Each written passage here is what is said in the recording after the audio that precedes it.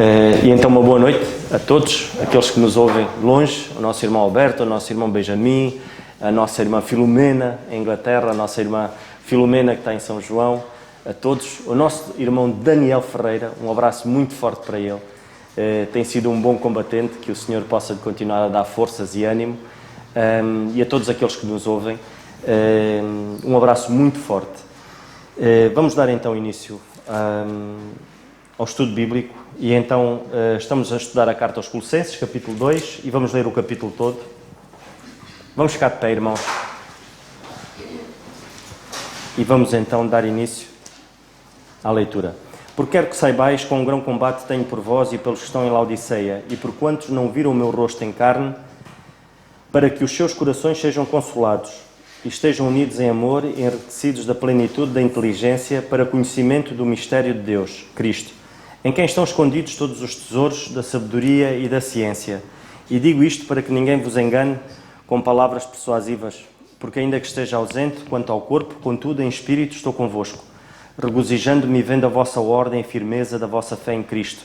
Como pois recebestes o Senhor Jesus Cristo, assim também andai nele, arraigados e sobreedificados nele e confirmados na fé, assim como fostes ensinados, abundando em ação de graças, tendo cuidado para que ninguém vos faça presa sua por meio de filosofias e vãs subtilezas, segundo a tradição dos homens, segundo os rudimentos do mundo e não segundo Cristo, porque nele habita corporalmente toda a plenitude da divindade, e estáis perfeitos nele, que é a cabeça de todo o principado e potestade, no qual também estáis circuncidados, com a circuncisão não feita por mão, no despojo do corpo da carne, a circuncisão de Cristo. Sepultados com ele no batismo, nele também ressuscitaste pela fé no poder de Deus que o ressuscitou dos mortos. E quando vós estáveis mortos nos pecados e na incircuncisão da vossa carne, vos vivificou juntamente com ele, perdoando-vos todas as ofensas, havendo riscado a cédula que era contra nós, nas suas ordenanças, a qual de alguma maneira nos era contrária, e a tirou do meio de nós, cravando-a na cruz. E despojando os principados e potestades, os expôs publicamente, e Deus triunfou em si mesmo. Portanto, ninguém vos julgue pelo comer ou pelo beber, ou por causa dos dias de festas, ou da lua nova, ou dos sábados, que são sombra das coisas futuras, mas o corpo é de Cristo. Ninguém vos domina a seu belo prazer, com pretexto de humildade e de culto dos anjos, metendo-se em coisas que não viu, estando em debalde, inchado na sua carnal compreensão, e não ligado à cabeça, da qual todo o corpo, provido e organizado pelas juntas e ligaduras, vai crescendo em aumento de Deus. Se pois estáis mortos com Cristo, quanto aos rudimentos do mundo, porque vos carregam ainda de ordenanças como se vivesses no mundo, tais como não toques, não proves, não manuseis, as quais coisas todas parecem pelo uso segundo os preceitos e doutrinas dos homens, as quais têm, na verdade, alguma aparência de sabedoria, em devoção voluntária, humildade e em disciplina do corpo, mas não são de valor algum, senão para a satisfação da carne. E foi a leitura da palavra de Deus. Vamos agora ouvir o nosso irmão Alberto. Graças a Deus por esta reunião de oração, comunhão e estudo bíblico. Agradeço as orações dos irmãos e digo que a recíproca é verdadeira. A oração por cada um de vocês também, isso nos fortalece no Senhor. No último estudo foi muito bem explicado e explorado o assunto anjos pelo irmão Carlos. Hoje, no capítulo 2 de Colossenses, no verso 18, vamos dar uma repisada um pouco no assunto, apenas levantando uma questão. Atos 27, no verso 23, fala de um anjo que aparece a Paulo na sua última viagem a Roma, onde ele estava sendo levado preso. E no meio daquele temporal, daquela tragédia, o anjo diz e confirma que só o barco se perderia e que todos seriam salvos. Hebreus, no capítulo 13, diz que pessoas hospedaram anjos sem saber que estavam recebendo seres angelicais. A pergunta então fica: estes anjos estão atuando ainda hoje? Vemos que anjo é a palavra para enviado, para mensageiro, e muitas vezes eles aparecem, ou quase todas as vezes, na forma humana, falando linguagem humana. Sim, Paulo, em 1 Coríntios 13, ele fala de língua dos anjos, mas ele está sendo poético, usando uma hipérbole. anjos sempre se comunicaram de forma pessoal, entendível, inteligível com os seres humanos, com um homem. Só no livro de Apocalipse, 76 vezes, aparece a palavra anjos. E mais da metade do Antigo Testamento, 325 vezes, surge anjos. Vejamos pelo livro de Salmos como eles são classificados, apresentados. Salmo 148 diz que eles são seres criados, perfeitos. O Salmo 68, 17 diz que são inumeráveis.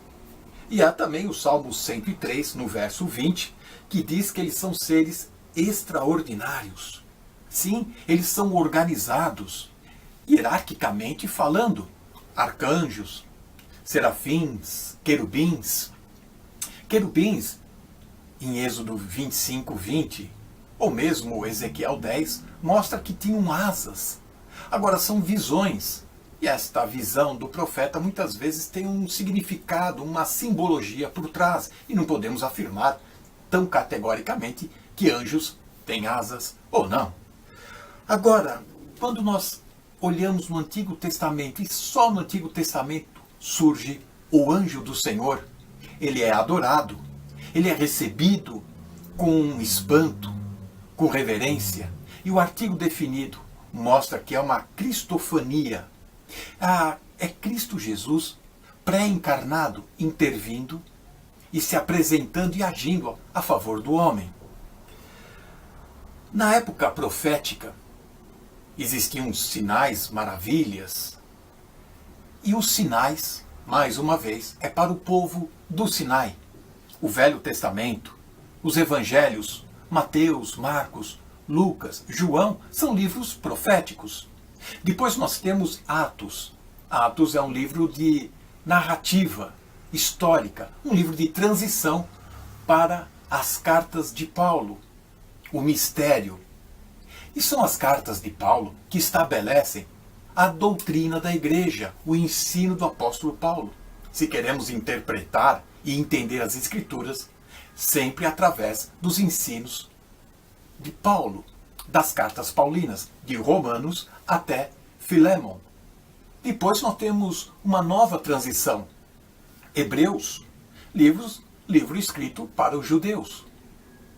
Depois temos Tiago, Pedro, João, Judas e Apocalipse, todos proféticos.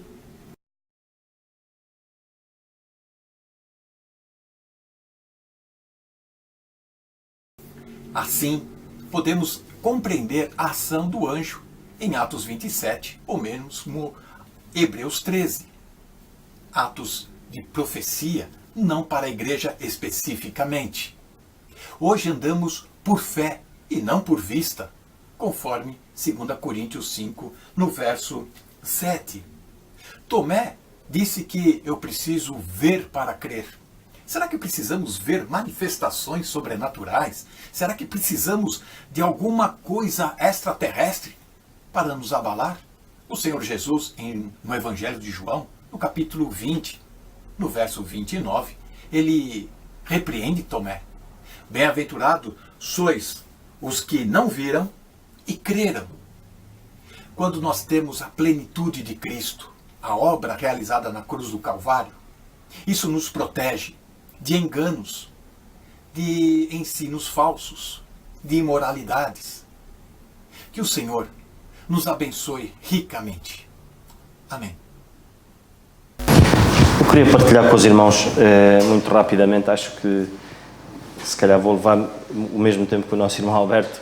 É quase impossível, o nosso irmão Alberto é como o David, aquilo é pouco tempo, mas muito condensado, que o Senhor assim me ajude.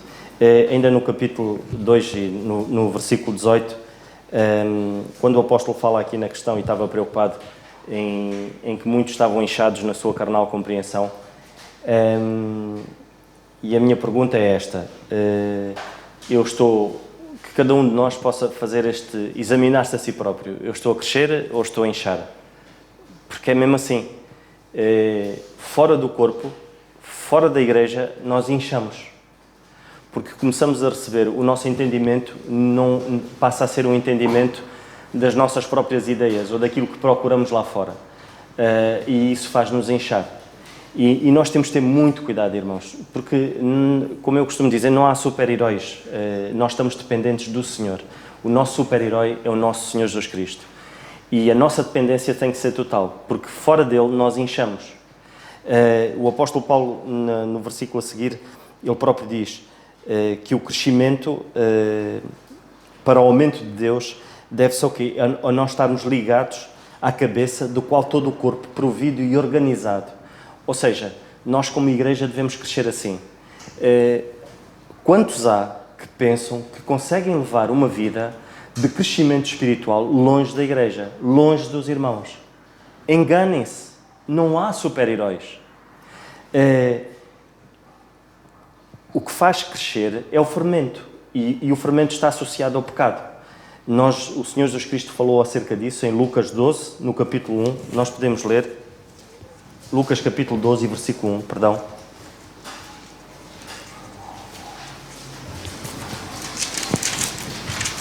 O Senhor Jesus Cristo aqui fala do facto da hipocrisia que existia naquele tempo e juntando-se, entretanto, milhares de pessoas, de sorte que atropelavam-se uns aos outros, começou a dizer aos seus discípulos: acautelai-vos primeiramente do fermento dos fariseus, que é a hipocrisia. Irmãos, podemos crescer na hipocrisia, estando longe, e estes indivíduos eram religiosos, porque eles levavam uma vida aparentemente muito espiritual, mas era só aparentemente. Porquê? Porque eles estavam longe, estavam desfocados da verdade, estavam desfocados daquilo que era mais importante. E nós, longe da igreja, pensando que possamos crescer sozinhos, inchamos, não crescemos, nós inchamos. O facto de nós nos reunirmos como igreja é muito importante, irmãos. É importante porquê? Porque nós crescemos a ouvir a palavra de Deus, nós crescemos uns com os outros, crescemos em oração, preocupamos-nos. Qual era a preocupação do Senhor Jesus Cristo? Era que, de facto, e o apóstolo Paulo revela isso, essa preocupação aos filipenses, que todos eles tivessem o mesmo sentimento que tinha o Senhor Jesus Cristo, que anulou-se a Ele próprio por amor aos outros, que era um sentimento de humildade, irmãos. Quando nós nos afastamos, tornamos-nos uma presa fácil e rapidamente o fermento vai aumentando dentro de nós. E o fermento é pecado, é o pecado. E ele incha-nos. Nós lemos em Gálatas, podemos ler Gálatas, no capítulo 5 e no versículo 9, a mesma preocupação que o apóstolo Paulo tinha, e ele diz assim: um pouco de fermento leveda toda a massa. Confio de vós no Senhor, de nenhuma outra coisa sentireis, mas aquele que vos inquieta, seja ele quem for, sofrerá a condenação. Eu, porém, irmãos, se prego ainda a circuncisão, porque o que sou, pois perseguido, logo o escândalo da cruz está aniquilado. Eu queria que fossem cortados aqueles que vos andam inquietando.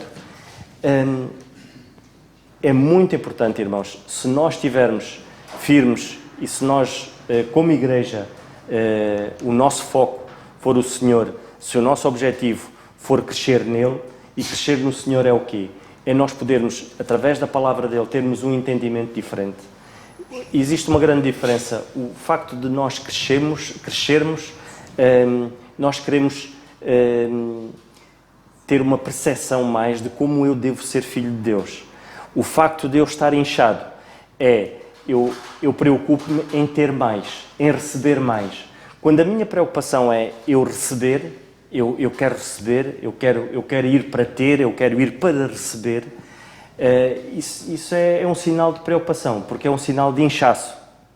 Um sinal de crescimento é eu quero ser, eu quero ir para poder servir, eu quero ser usado pelo meu Deus, onde quer que eu possa estar, onde quer que eu possa me encontrar, que o Senhor me ajude a poder ser utilizado por Ele, a poder ser útil para os outros.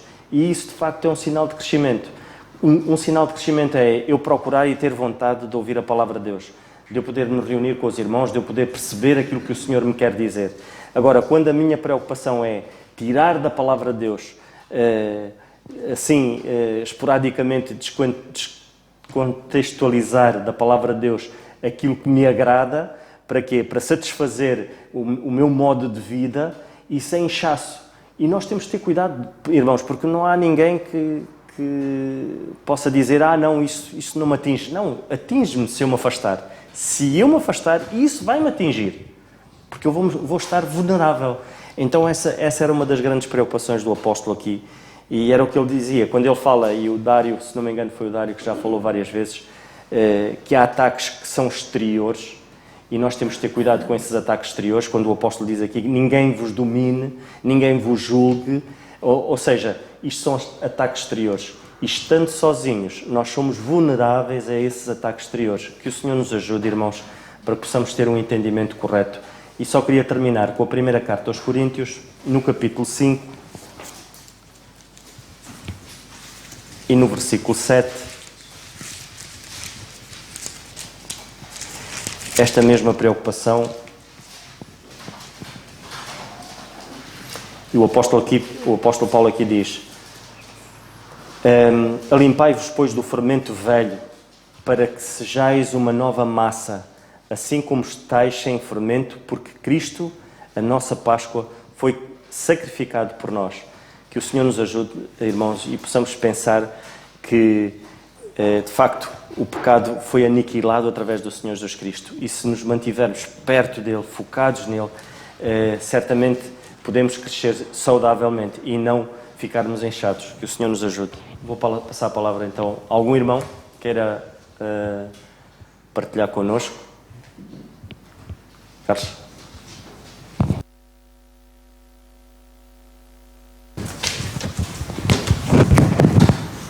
Obrigado.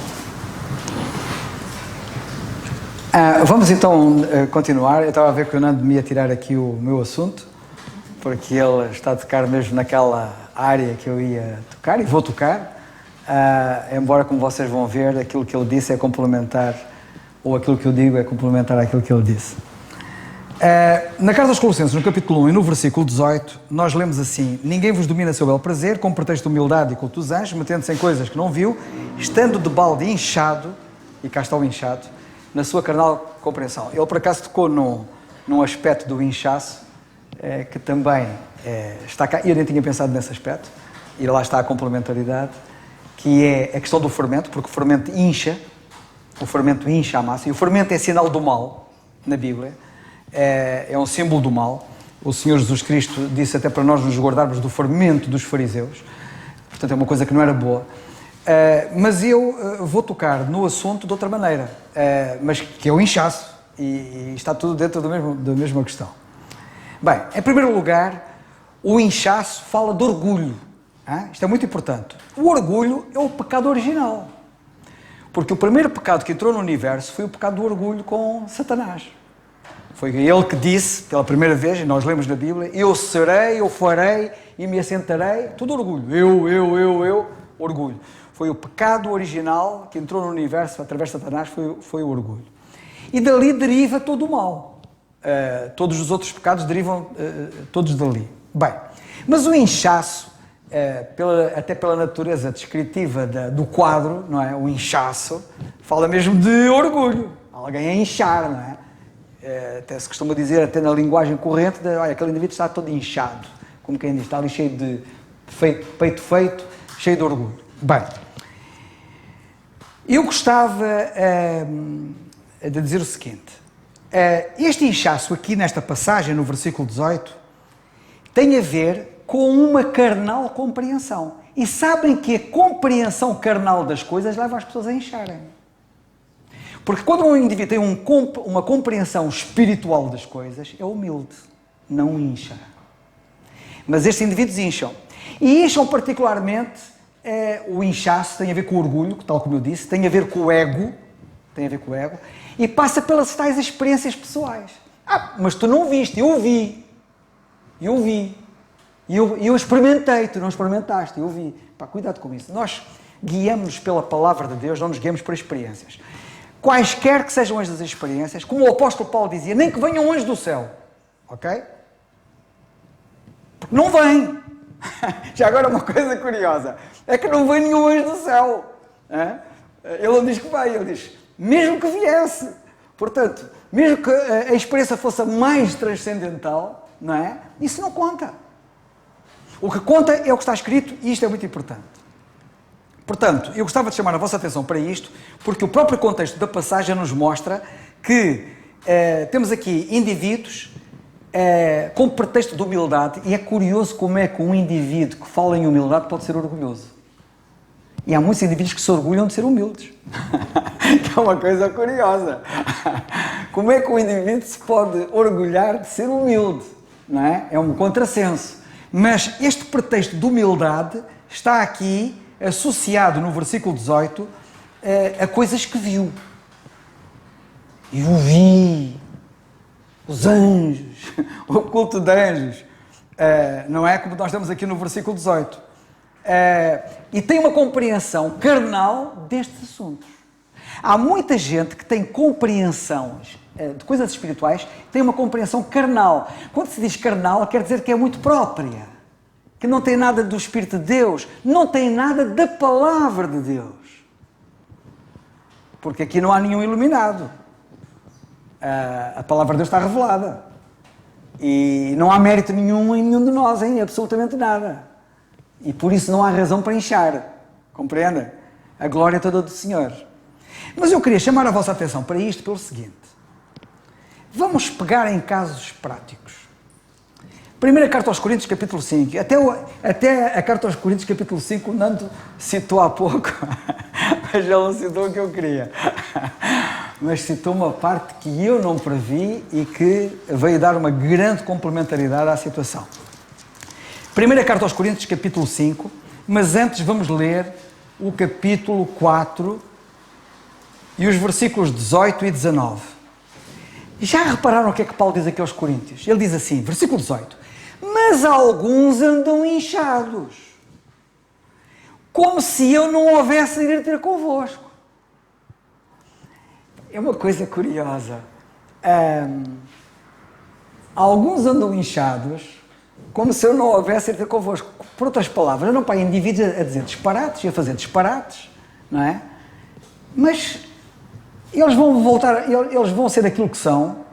Quando eu chegar aí, eles vão cair na realidade. E o versículo 19 diz assim: mas em breve irei ter convosco, se o Senhor quiser, e então conhecerei, não as palavras dos que andam inchados, mas a virtude. Nós não andamos aqui pelas palavras dos que andam inchados. São os tais que falam de experiências, do que viram, do que aconteceu. Opiniões muito próprias, muito pessoais. Não é? E ele fala aqui da virtude. E sabem que a virtude, que é o poder, está relacionada com o Espírito Santo. A virtude do Espírito Santo. Que tem a ver com a própria palavra de Deus. Porque o reino de Deus não consiste em palavras, em muita conversa. Mas em virtude. Versículo 20. E depois ele diz assim: creis que eu, que creis? E irei ter convosco com vara ou com amor e espírito de mansidão? Como é que vocês querem ser tratados? E o capítulo a seguir, que é a continuação, diz assim: geralmente, se houve que há entre vós prostituição. E prostituição tal, que nem ainda entre os gentios, como é haver quem abuse da mulher do pai, do seu pai. Vocês estão a ver o pecado grave de imoralidade que havia lá? E sabem o que é que diz a seguir? Estais inchados. E nem ao menos vos entristecestes por não ter sido de entre vós tirado quem cometeu tal ação. Inchados. Bem, falta-me a capacidade para eu poder explicar aquilo que eu quero explicar. Vamos ver se Deus me ajuda. Este quadro está-se a repetir nos nossos dias de uma forma atroz. E é só ouvi-los. Nós falamos com eles, não é? E é incrível como é que há situações passíveis de disciplina, como há situações de pecado, claramente pecado, questões reprováveis e reprovadas pela palavra de Deus, e vêm estes artistas que falam muito bem, com muitas palavras mansinhas, quererem justificar aos outros que está tudo bem.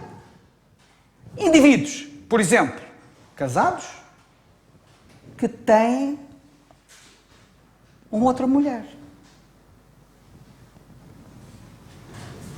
Ou arranjam outra mulher e casam segunda vez, ou terceira, ou quarta, ou quinta, não interessa às vezes. E tentam fazer passar a mensagem de que está tudo bem. Não está tudo bem, não. Estão inchados. E depois incham-se, convencidos de que estão bem, de que ninguém lhes pode apontar nada. E são líderes de igrejas. Não é? E nós conhecemos muitas histórias. E sabemos de muitas histórias acerca disso. Mas o que é impressionante é ouvi-los como eles estão inchados, não é? Insuflados do seu ego, do seu saber, como quem diz, quem é que diz que eu estou errado? E tentam justificar o injustificável. E eu sei do que estou a falar. E não é só de indivíduos que são líderes de igrejas. E ainda há bocado falei com o Nando acerca de um caso que me dói a alma.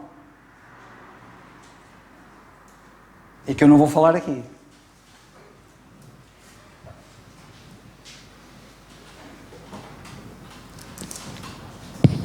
A questão do inchaço é uma questão muito importante na Bíblia. Como vocês já repararam, o Nando já citou algumas passagens.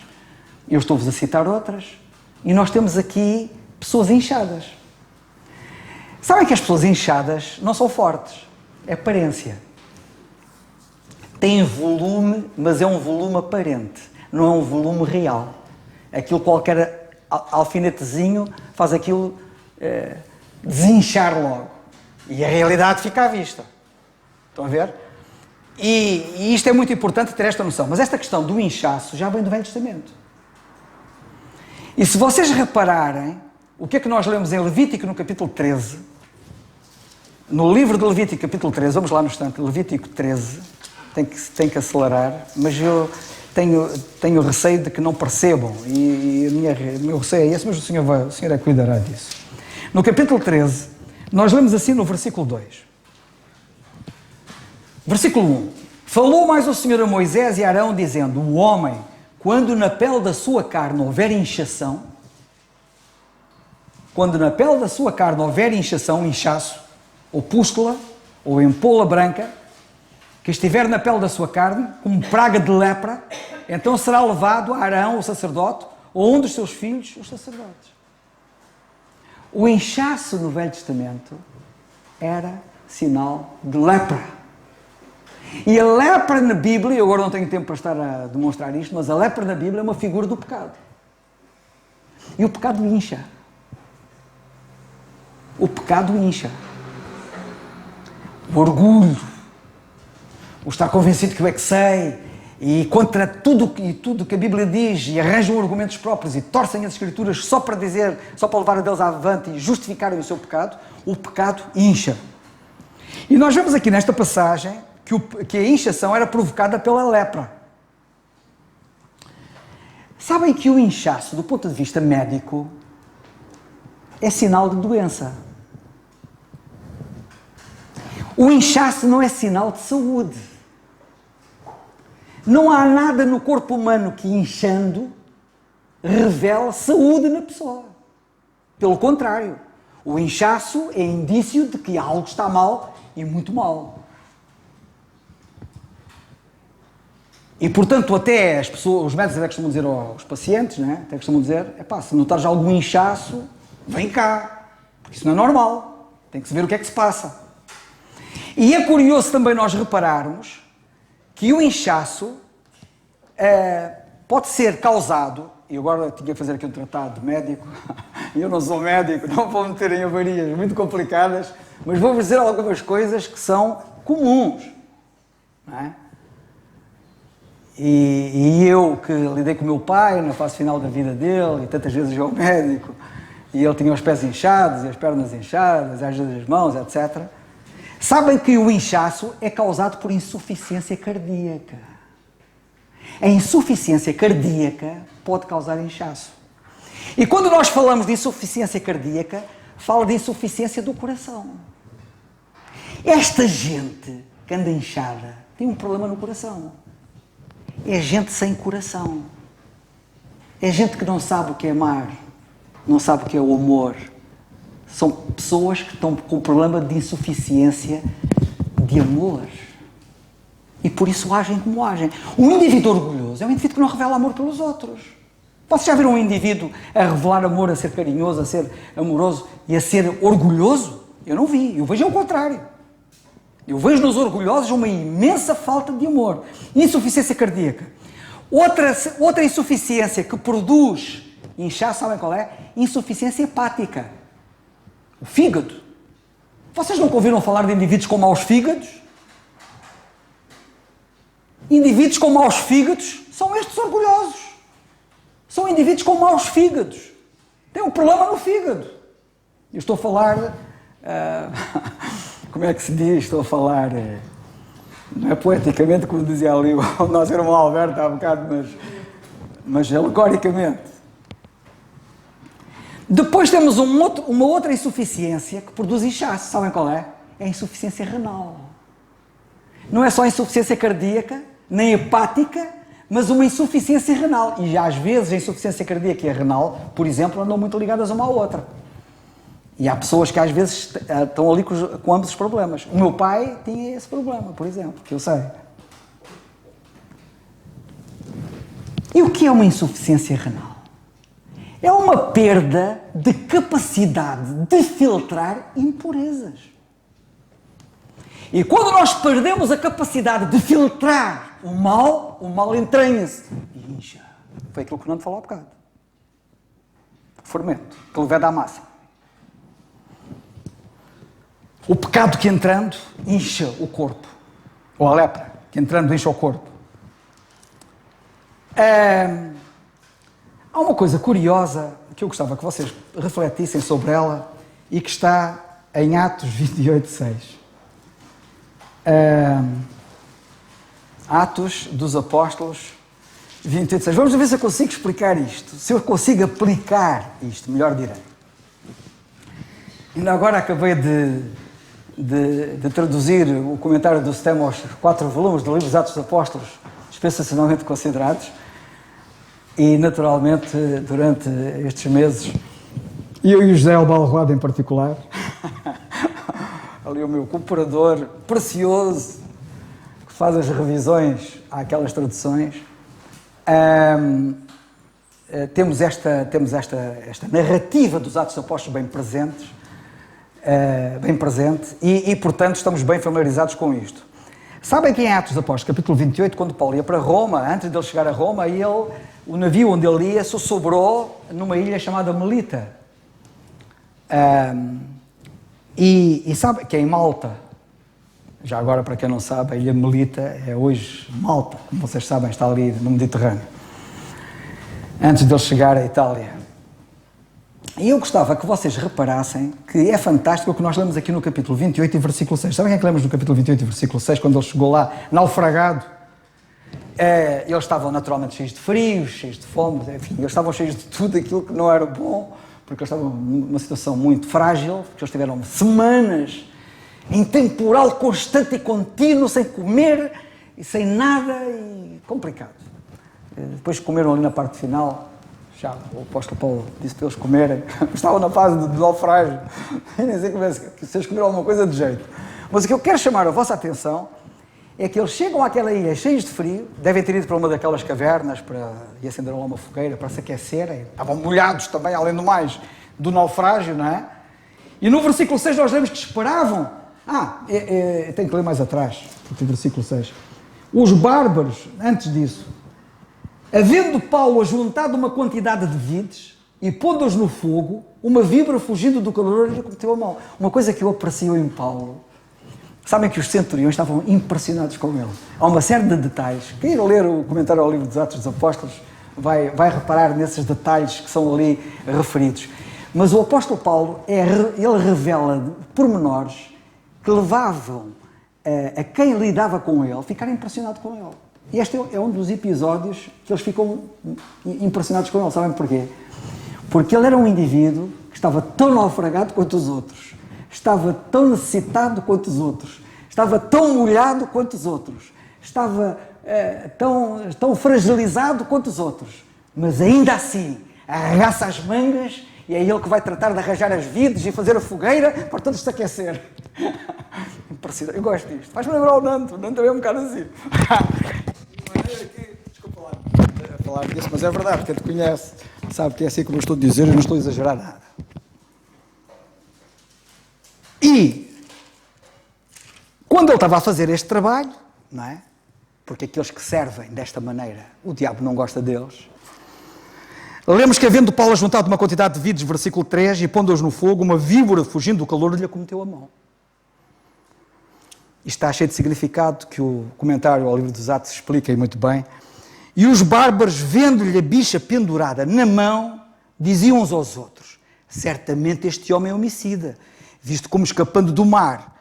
A justiça não o deixa viver. Não morre dali, mas vai morrer aqui. Não tem hipóteses. Este indivíduo deve ter feito alguma... A coisa não é boa. Mas sacudindo ele a bicha no fogo, não padeceu nenhum mal. E eles, os ilhéus, esperavam que viesse a inchar. Notem bem. Esperavam que ele, Paulo, viesse a inchar. Eu também vou-vos dizer uma coisa. As pessoas que servem o Senhor desta maneira, como o apóstolo Paulo servia, têm que ter muito cuidado para não inchar. Porque podem pensar que são os maiores e não sei o quê. Tem que ter cuidado. E atendendo à natureza deste indivíduo, estava toda a gente à espera, as condições estavam reunidas para que ele inchasse. E não é que o homem não incha. Grande apóstolo Paulo, eu dou graças a Deus por ele. Porque este indivíduo tinha todas as condições para inchar. Não só porque foi ferido pela víbora, mas porque ele foi ao terceiro céu.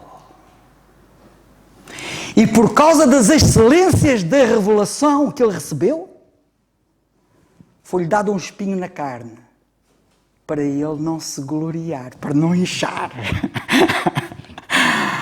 Vocês reparem bem que ele, quando tudo fazia prever que ele incharia, ele não incha.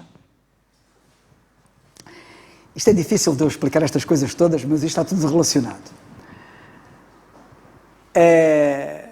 Eu já contei aqui uma vez, não sei se porventura vocês ouviram ou não, mas eu já contei aqui uma vez que havia uma vez um indivíduo que trabalhava num prédio, segundo andar para aí, primeiro, segundo andar. Tinha ali os escritórios e não sei o quê, tinha lá várias coisas. Já nem sei que tipo de coisa era, não sei se era uma coisa de advogados, era assim uma coisa qualquer. E eu sei que estavam ali alguns clientes ao balcão a ser atendidos e a ser atendidos. E eles estavam a apreciar a paciência daquele indivíduo. Porque havia situações complicadas e difíceis ali que ele estava a resolver e andava à procura de não sei o quê, não sei o que mais, mas ele sempre com uma calma, a malta a apreciar a calma dele. É uma calma demais, é uma coisa... Porque o stress era grande, mas toda a gente estava estressada, menos ele. E ele com a calma dele ali e tal, e não sei o quê. Passado um bocado, houve-se um grande ruído pelas escadas acima do prédio, era uma série de crianças a fazerem barulho e não sei o que mais, e era assim um que lá estava. Agora é que ele vai explodir. Agora é que ele não resiste e vai explodir. E eis que, quando toda a gente estava à espera que ele explodisse, ele parou o trabalho, olhou para as pessoas e disse assim: é uma alegria sabermos que as crianças estão cheias de saúde. Nós precisamos de ser crentes assim. Que se calhar teríamos razões para nos orgulharmos. E quando toda a gente esperaria que nos orgulhássemos, eles se enganem com o nosso comportamento. Quando todos esperariam que explodíssemos, eles se enganem e não explodimos. Já agora só uma coisa. E eu ainda há bocado acabei de escrever um pequeno artigo, sobre o queixume. E aqui também se aplica esta situação. Porque há 1000 razões para nós nos queixarmos. Mas eu espero que nós não nos queixemos. Mas vocês leiam, se quiserem, esse artigo sobre o queixume. Porque também, por vezes, tudo indica que a gente tem razões para se queixar e não nos queixamos. Um exemplo típico, e claro, e real, o Nando conhece. A Filomena, que está em São João da Madeira. Que teria todas as razões para se queixar de dia, de noite, de dia, de noite, de dia, de noite, e a toda a hora e a todo momento a queixar-se. E nós chegamos lá, ficamos impressionados com o estado dela e com a situação dela, e ela só tem gratidão, gratidão, gratidão, espírito de gratidão contínuo e permanente. E pai, é isto, o cristianismo é isto. E vocês diriam assim, ela não teria razões para se queixar. Se alguém tinha razões para se queixar, seria ela, certo? Mas ela não se queixa. Mas sabem de uma coisa? Ela não se queixa, ela não é nenhuma masoquista. É a relação, e que nós que a conhecemos, percebemos, a relação que ela tem com o Senhor é de tal ordem, que a graça que o Senhor lhe dá é tão grande, que depois o resultado é este. Que Deus nos ajude. Mas estava eu a dizer do apóstolo Paulo que tudo faria indicar que ele inchasse, e ele não inchou, como vocês sabem na passagem, não é? E eu dou graças a Deus por isso. Na primeira carta aos Coríntios, no capítulo 8 e versículo 1, que é uma passagem muito conhecida, e eu cito, o apóstolo também diz ali aos mesmos Coríntios que o conhecimento incha. O conhecimento incha, mas o amor edifica. E cá está, outra vez, o inchaço, orgulho, em contraste com o amor. Que é uma coisa curiosa. Em 1 Coríntios 8:1, já agora no instante, eu não queria lá ir, mas neste caso acho que é importante lá ir, a ciência incha, mas o amor edifica. E cá está o amor a edificar, e não a inchar, mas o orgulho incha. O conhecimento. E quando aqui diz o conhecimento, não está errado conhecer, nós devemos conhecer e devemos ser peritos no conhecimento. Agora, não com carnal compreensão, mas é ter os olhos do entendimento iluminados pelo Senhor e atribuirmos toda a glória ao nome do Senhor e não nos vangloriarmos de qualquer conhecimento que Ele nos tenha dado na sua graça, porque não temos nada que não tenhamos recebido dEle. E isto é muito importante. Mas eu queria que vocês notassem neste detalhe deste versículo que o conhecimento incha, o orgulho, o amor edifica. E cá está o orgulho outra vez em contraste com o amor, que as pessoas que têm orgulho não têm amor, e vice-versa. Por último, para terminar,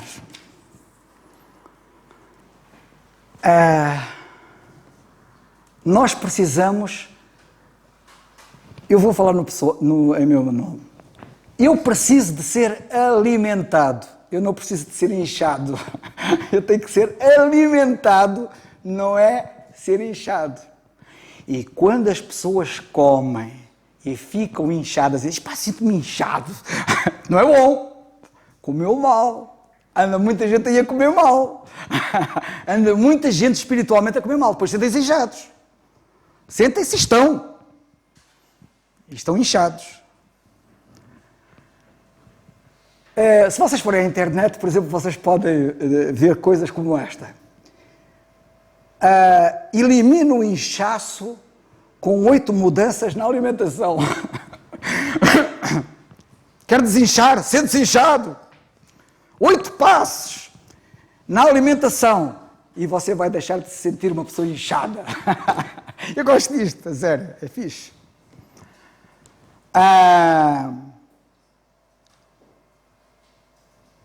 Os maus hábitos alimentares espiritualmente também nos levam a inchar. E a gente alimenta-se de lixo. De que é que nós nos alimentamos? O que é que nós gostamos de ouvir? O que é que nós gostamos de ler? O que é que nós gostamos de fazer? O que é que nos está a alimentar a alma? Depois, claro que ficamos inchados.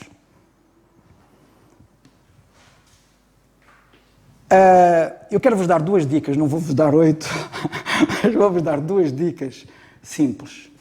Que Deus nos ajude, se a gente conseguir estas 2, já conseguimos uma boa coisa, para não incharmos. A primeira, como vocês sabem, é que os alimentos devem ser bem mastigados.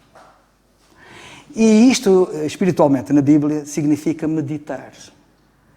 E nós precisamos de meditar seriamente na Palavra de Deus. E a falta de meditação leva, às vezes, a extrapolações e conclusões e compreensões erradas. Nós precisamos de ler e meditar no que lemos para percebermos o que é que estamos a ler. Mastigar bem. E outra coisa é também não exagerar na alimentação. E há pessoas que às vezes comem demais, não é? E sabem que a Bíblia não é por acaso que diz que o muito estudo, ouçam bem, o muito estudo, enfado é da carne. E, portanto, nós temos que ser pessoas equilibradas.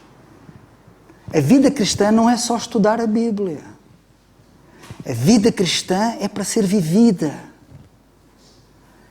É para juntar vides para aqueles que têm frio. E se havia alguém que era um poderoso nas Escrituras, um grande estudioso das Escrituras, que até o Festo dizia as muitas letras te fazem delirar, e era das cartas que ele escrevia, era o apóstolo Paulo. E era um indivíduo tão prático, tão prático. Vê o amor prático que ele revelou em levar aquelas ofertas àquela igreja em Jerusalém e o que ele passou para poder ajudar aqueles irmãos. Ele, de facto, era fantástico. E como ele trabalhava com as suas mãos para ganhar dinheiro, para sustentar aqueles que estavam com ele, não apenas a ele, mas os que estavam com ele. Irmãos, são pensamentos simples, mas que certamente nos poderão dar assim uma panorâmica desta passagem, para que o Senhor nos ajude a termos cuidado e a não incharmos, mas a crescermos, como o Nando disse há bocado e bem. Nando, faz favor.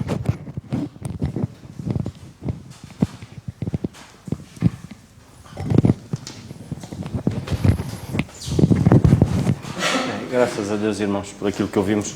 De facto, é maravilhoso. Uma das coisas que eu nunca me esqueço, e já citei isto várias vezes, uma das coisas que fez com que o Hitler perdesse a guerra contra os russos, quando ele quis invadir a Rússia, foram as luvas. Ele não tinha luvas, os soldados não tinham luvas apropriadas. E porquê?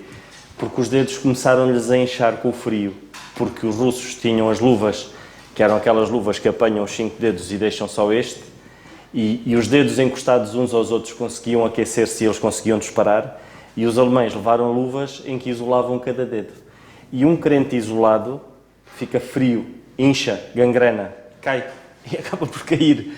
E os membros com gangrena, quando um dedo tem gangrena, todos sabem, fica escuro e depois cai e a pessoa fica... Mas incha, e é preciso termos cuidado, irmãos, de estarmos juntos, para podermos aquentar cada um uns aos outros, e o facto de orarmos pelos outros, uns pelos outros, isso aquece-nos a alma, irmãos. E o facto de eu orar por um irmão, consequentemente, e preocupar-me com ele e ver o Senhor operar na vida dele, isso faz-nos inchar não, mas aquecer a alma, e isso certamente dá-nos crescimento. Que o Senhor nos ajude a não sairmos daqui inchados, mas sim crescermos. Vamos ficar de pé, irmãos, e vamos terminar com a oração.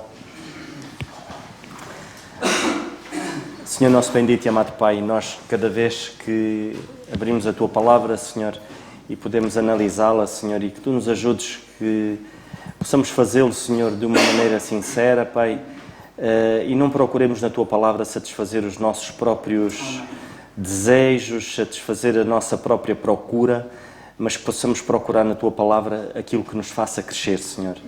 E muitas das vezes, Senhor, ouvimos admoestações da Tua parte, Senhor, que constrangem a nossa alma, porque não estamos bem, Senhor, e ajuda-nos a crescer a cada dia, Senhor. Ajuda-nos a olhar uns para com os outros, Senhor, e todos nós, Senhor, temos as nossas falhas, Senhor, e todos nós precisamos uns dos outros, precisamos de orarmos uns pelos outros, intercedermos, Senhor, através da oração, Senhor, e obrigado porque nos deste este veículo tremendo, que é a qualquer hora, a qualquer momento. Não precisamos de estar num sítio apropriado, não precisamos de estar convenientemente vestidos para falarmos contigo, Senhor, mas Tu nos ouves como estamos e onde estamos, Senhor, e ajuda-nos a usar esta arma poderosa, Pai. E mais uma vez te damos graças pela Tua Palavra aqui, Senhor, que Tu continuas a cuidar dos Teus servos, cuida de cada alma aqui, Senhor, de cada filho Teu, Pai. Sabemos que as lutas são muitas, Senhor, sabemos que a cada dia é subir um degrau, e às vezes subimos 2 e descemos 4, Senhor, e é uma luta constante, mas que Tu nos ajudes e nos dês força, e que possas dar ânimo, Senhor, àqueles que porventura estão em momentos menos bons, Senhor, que Tu os ajudes, Senhor. E nós te agradecemos todas as coisas no nome do Teu Filho, o nosso Senhor Jesus Cristo. Amém. O culto está terminado, irmãos.